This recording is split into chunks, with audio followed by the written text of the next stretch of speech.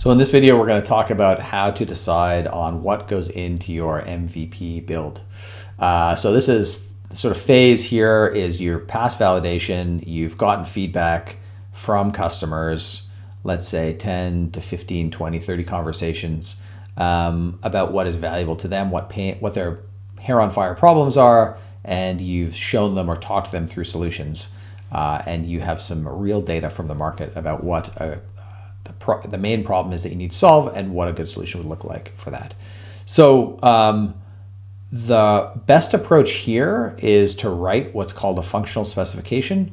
So really what all that is a document that identifies the key flows in your product. So a sign-up flow, imagine you're running you're building software to help lawn care companies run their businesses more effectively. So, and we're just going to build the main pain point that lawn care companies have is sending out invoices is painful, and collecting payments on those invoices is painful.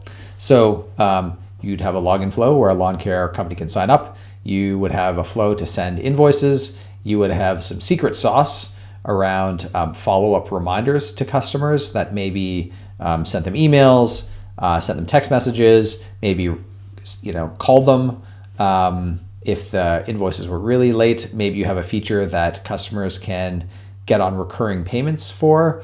So instead of billing them manually every month or every 2 months, whenever they have their lawn care stuff done, you would give the homeowner the ability to pay a 5% discount, enter the credit card information, and be billed every month. And so for each of those flows, you would then have screens, right? You might have the sign up screen. You'd have the screen where you sign up and there's an error. If you sign up successfully, what happens next? Is there a step where a lawn care company has to validate their email address before they can actually access your product? You have a screen where a customer of yours can list all of the invoices that have sent. The invoices have a status. You can click into the invoice. You can create a new invoice. All those kinds of screens, each one of those screens exists within a flow. So you would start with the customer conversations, right, to hone in on pain, problem, and solution. The next step would be to build a functional specification, which is a list of screens, a list of flows. Within each flow, you have a list of screens, and within each screen, you have a couple sentences, a couple bullet points around what each screen does and what happens in special cases. So when I click this button, then I go to this screen. When I click sign up, then an email is sent. The contents of the email say blah, blah, blah. There's a link in the email. When I click the email, I go to this other screen, right? So all of that stuff is spec'd out.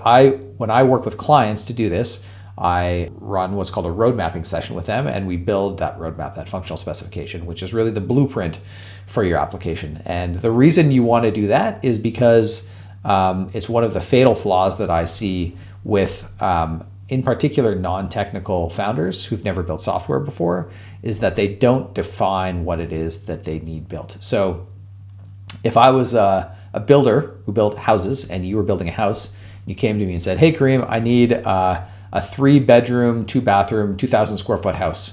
And I said, "Great." And I, started swinging a hammer the next day. What you expect and what I deliver are going to be way far off, not anywhere near the same thing. And so what we need to do is define what done looks like. And we do that in a road mapping session where we produce the functional specification, which has the scope that you've learned is going to be effective to solve your customers' problems. To sum it up, 1, have customer conversations around problem and solution. 2, ideally work with somebody who's built software before to help take all of that information and scope it down to just the core flows, wireframes, and then specifications around each wireframe to produce a blueprint for your app that you can then give to a dev team to have them build, and have a high degree of certainty that what they build is going to be what you need to grow your business.